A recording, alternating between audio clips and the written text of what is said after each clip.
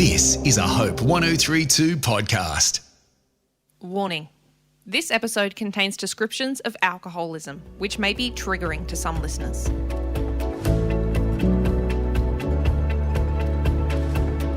I'm Georgia, and welcome to Finding Hope, the podcast that swaps out the depressing news headlines for stories of hope that won't make the front page.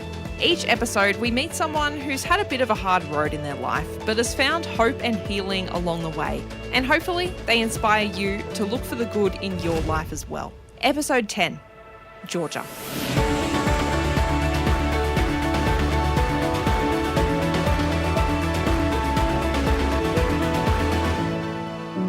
Georgia was a young teenager when she first got drunk.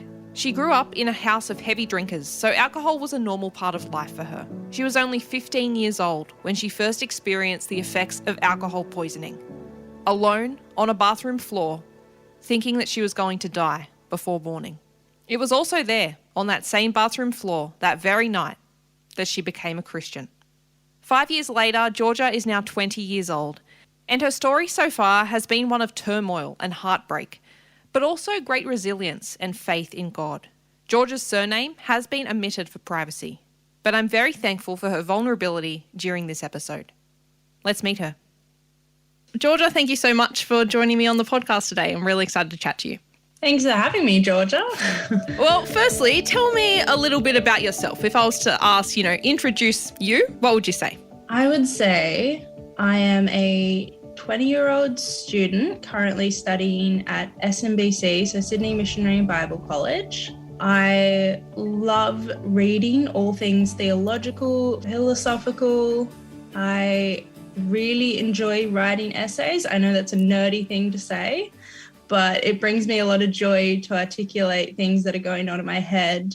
And I'd say I also love long blacks to keep it light. Nice. What's your favourite thing to read, apart from the Bible? Because I feel like that's a somewhat stereotypical answer.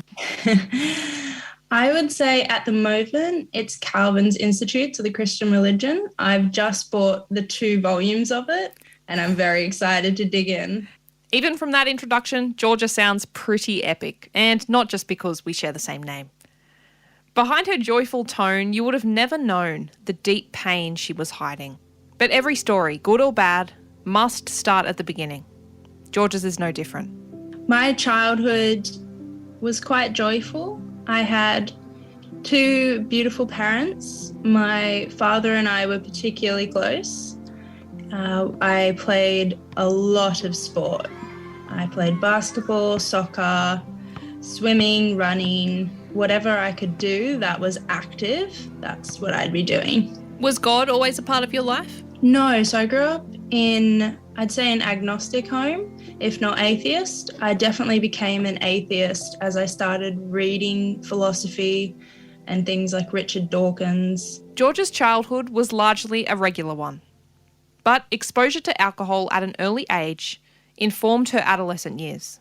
I'd say I was introduced to the concept of alcohol at a very young age, and drinking, whether you're happy, sad or glad, was my family culture. So I started drinking heavily at 15, and sort of when some drugs came into the picture as well, but mainly it was just alcohol. Because of the way that I grew up in the family culture, I thought it was very normal. Did you keep that a secret from your family and your friends, or were they aware of your drinking? I was at boarding school when I was 15, 16, and I'd have alcohol under my bed that I would just sip during the week to put me to sleep. My friends didn't know about that, but then on the weekends we'd have social parties and that's where I'd be drinking, always the one that got the most drunk. Did your reasons for drinking change as you got older? I would say they all stem from possibly not being taught how to process my emotions. And so I have some comorbid mental illnesses, which means I feel emotions very intensely and in a large range. And not being able to process them or not being taught how to process them showed me that alcohol was a solution in a way. that it would numb me, it would help me process, or it would just strip me bare and I'd pass out and wouldn't even have to deal with the world.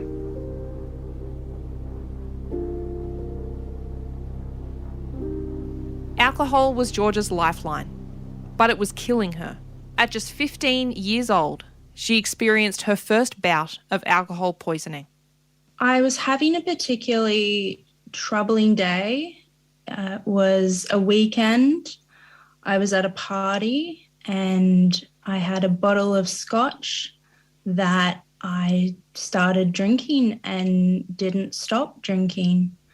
And for my age and my height and my alcohol tolerance, I consumed far too much that I ended up in a state where I was somehow naked and shivering, yet sweating, and in this awful fetal position on the floor in my own vomit, trying to get to the toilet when I can. And it was this emotional roller coaster as well as silence in a way.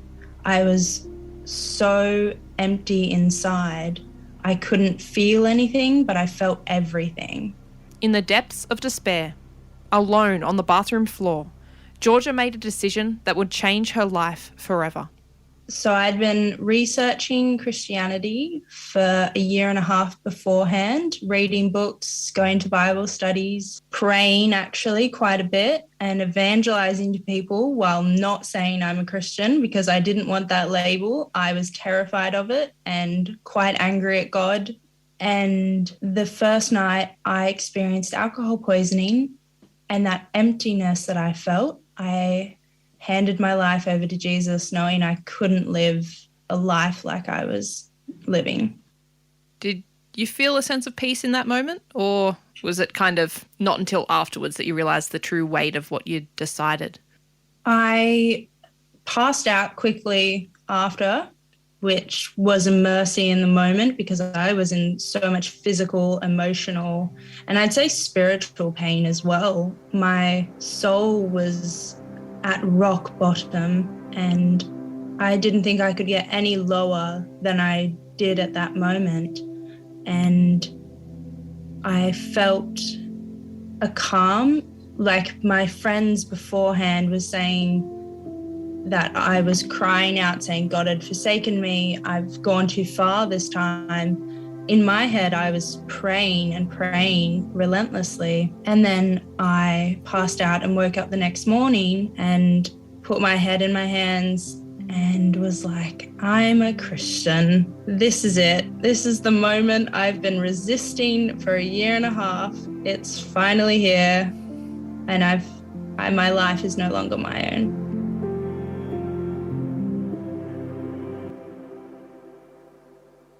Did life change after that? It did and it didn't. There's a saying in AA that you made a decision to turn your will and your life over to the care of God. And that moment I handed my life over, but I didn't hand my will over. My will was still my own, and even though I promised God I'd stop drinking, I continued. The next few years, Georgia dabbled in alcohol use, going to the occasional party and getting drunk, until 3 years later, everything changed again.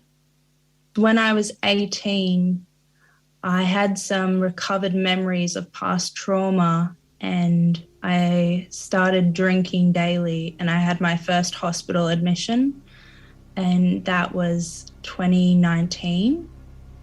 And things escalated from there. How did they escalate? The daily drinking turned into day drinking. It started at 4 p.m. and then progressed to 2 p.m. and then it was 10 a.m. and before I knew it, I was drinking the whatever red wine was left over from the night before I went to work. And so this became Georgia's daily routine, drinking to numb the pain. Somehow, in between all of this, she still managed to juggle a job, although her life began to slip through her fingers quickly. My work ethic declined. I was messy, turning up to work smelling like alcohol. But it was all this big secret at this point. My friends didn't know, my family didn't know, work presumably knew, but no one said anything, particularly because at this point, my dad had passed away, and I think they thought I was coping in the best way possible that I could. And it was also a big drinking culture. It was a corporate environment. There was beer on tap, always whiskey and gin in the office. So it was very accessible and almost slightly normal. I ended up not being able to work and had to quit that job. And I laid on the couch for a few weeks, drinking, passing out, waking up, drinking, passing out. Time didn't exist. At this point, alcohol had taken the most important thing away from me, which was my faith. I was not connecting with God. I was not praying. I was not at church, not reading my Bible. I felt like I was when I was 15 again. My soul was empty and God had forsaken me.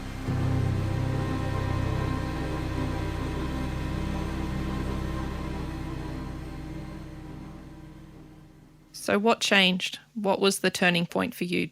It wasn't until 9 months after that. So I did what they call a geographical, where I ran away from my problems to Edinburgh. And that's where I got introduced to drugs on a daily basis, because I worked in a bar and it was a big part of the culture there. And when I came home because of COVID in 2020, I compared my drinking with my mum's and realized, wow, I'm consuming a lot of alcohol and I'm having drug withdrawals. This isn't good. I should try and stop. And I couldn't stop.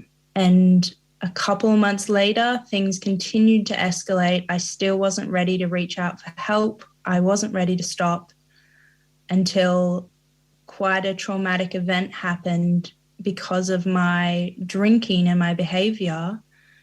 And I decided it was time to go to AA and go back to church. What was your first AA meeting like? You're supposed to identify as, hi, I'm Georgia, I'm an alcoholic.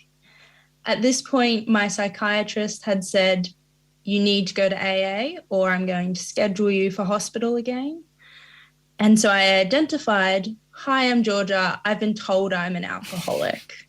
But it was very freeing. I felt like I could share my story without being judged, because I had heard all these people before me share the most intimate of details about what they've done, what they've drunk, and the consequences of their drinking and their alcoholism. And I saw so many similarities between my life and theirs, even though I had only been drinking for 4 or 5 years. I'd done enough damage in that time compared to their drinking stories of 20 years that there were so many similarities. What about church? How was stepping foot back into a church after a long time? So I went to church and it felt like home straight away. It felt like I had found my people again. I had come into a family. They were welcoming, they were loving.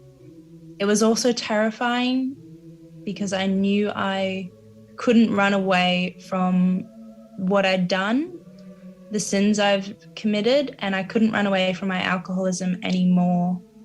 That I would have to be rigorously honest with myself and with God. And in the next few weeks, I had to become honest with church as well. How did that come about? They were in need of someone to do kids ministry, and we went through the vetting process, I guess you could say, and alcohol came up, and I had to be honest that I was an alcoholic, that I was attending AA, and I was currently sober. It was a great decision at the time, like for me to decide to do kids ministry, because it kept me accountable. However, it didn't stop me from drinking, in the sense there's nothing that can stop you from drinking except handing your will and your life over to God and surrendering to Him that you are an alcoholic. Nothing external can help you to stop drinking. Even though Georgia knew she had found a place of belonging at church and loved ministering to kids, addiction is hard to crack. As she said, she had to surrender her will over to God. I recently went into rehab. It was my second time in detox, first time in a rehab. And I was very unwilling, still in denial of my alcoholism, but people were telling me to go. And so I knew I should. And while in there, I read my Bible daily. I was praying, and I did hand my will and my life over because, again, I realized I couldn't live this life on my own. I needed a hope to hold on to. I needed a solid ground to stand on, and Jesus was the only way that I was going to get through this battle with alcoholism. Did you feel like Jesus was there in rehab with you? Through my whole story of drinking, I've always felt Jesus there. I've always felt God, the Father, the Son, the Spirit.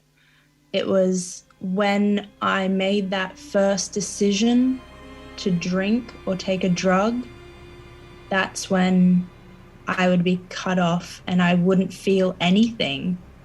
And then that would wear off and I would look to God again. There was a period when I was in Edinburgh that the only time I prayed was to pray that God would let me die, because I was in so much pain. My drug addiction and my alcoholism had taken me to a point where I no longer wanted to live and I wanted to go home. And by home, I mean eternity with the Father. What kind of things do you pray to God for now? I pray every day, first thing in the morning, for my sobriety. It has to be at the forefront of my day. It is a daily program. In AA, your sobriety has a 24-hour shelf life. You have to hand your will and your life over every single day. And it's a very humbling process because it's a constant reminder of my life is not my own. My will is not my own. At the time of recording, Georgia has been sober for 62 days. She's recovering and recovering well, and she isn't alone anymore. I've gotten honest with my friends and particularly honest with my family. In my last relapse, it was with my family and they saw how bad I was, which is saying something for a family that are heavy drinkers. And so they've come around to the idea that, yes, I'm an alcoholic, yes, I need help, and are very supportive of it.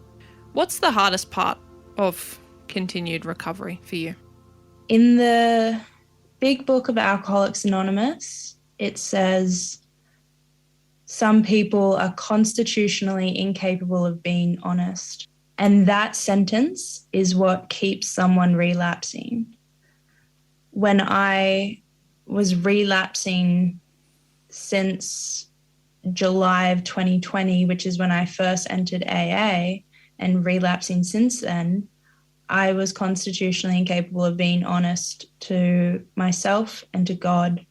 And I ignored him because I didn't want to admit that I was an alcoholic. And now the hardest thing every day is to wake up and be honest and come before my Father in heaven and say, God, I'm an alcoholic.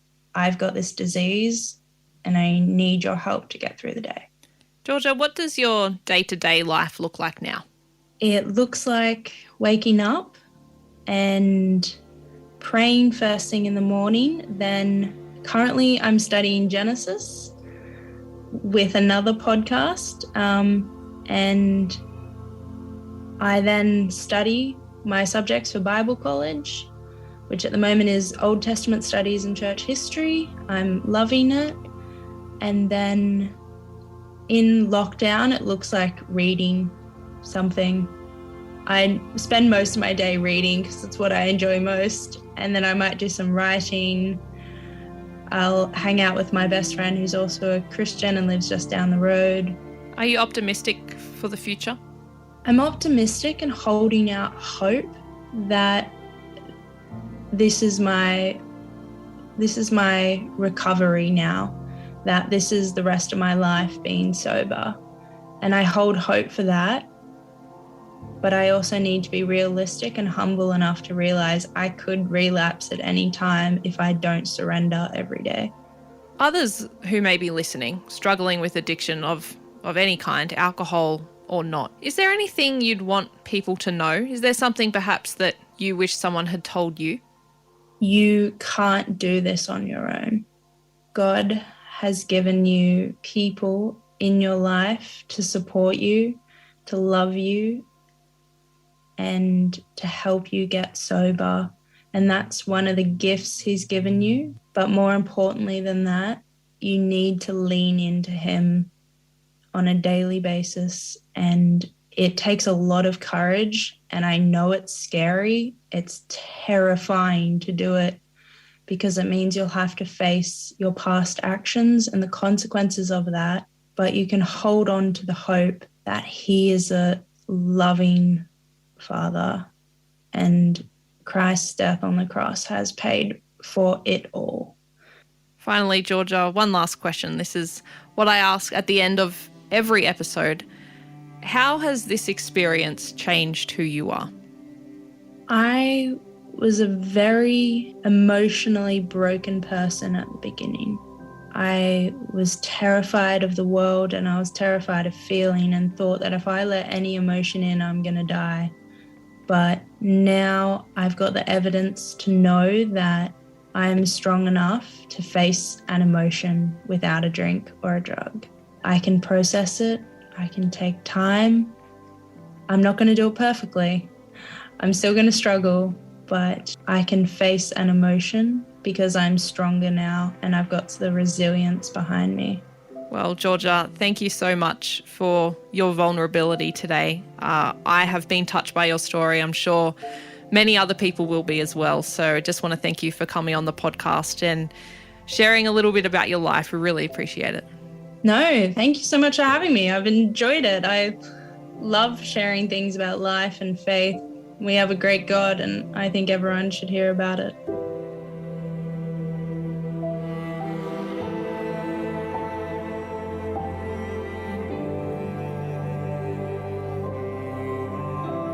Thank you so much to Georgia for sharing her story so bravely and vulnerably. If you or someone you love is struggling through alcoholism, Alcoholics Anonymous is available on 1300 222 222, and that information plus some more resources are available in the show notes. If you or someone you know has a story of hope to share and you'd like to be interviewed for the podcast, I would love to hear from you. You can leave a comment on the Finding Hope page at hopepodcasts.com.au and I'll get back to you. If you like this episode, be sure to subscribe to get future episodes in your feed and tell a friend about it. You can also leave a review on whatever platform you're listening from and tell us what you love about the podcast. I'm Georgia, and thank you for listening to this episode of Finding Hope. I'll leave you with this verse. Humble yourselves before the Lord, and He will lift you up in honour. James chapter 4, verse 10. Catch you next time.